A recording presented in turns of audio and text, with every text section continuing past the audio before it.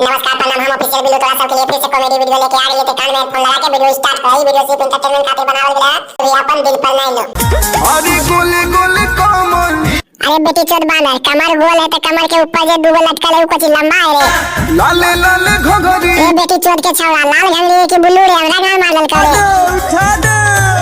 उठा दई तो अपन घंगरी नीचे वाला उचार तो बेटी चोद छौड़ा।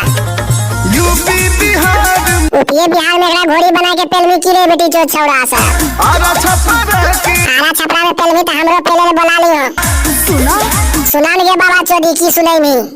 अरे हमरे नाच के चर्चा सबरोरिया होता।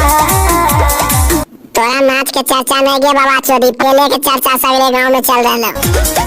पहिले कमर रहे फेमस, अब ढोलिया होता।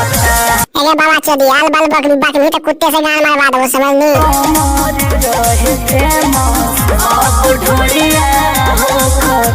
एगे छिनार छौड़ी काला कुत्ता से गान मारवा दो, समझ नहीं। तो अपन एक बार काली गुफा तो देखे दही। जहाँ गइनी वजे बुर में लगा लेबैनी, हम तबाही मचाइनी।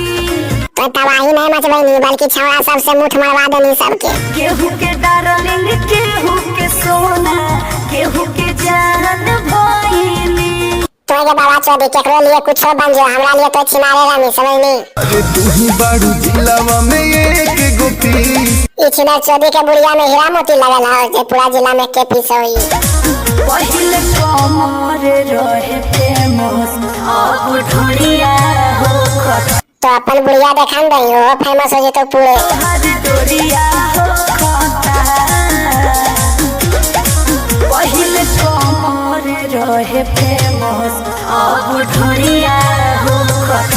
वीडियो तलियों पे पसंद आई तो हमारे चैनल के सब्सक्राइब करके और कमेंट में लगा लहसुन लिख के भेज दो, बस हो गई।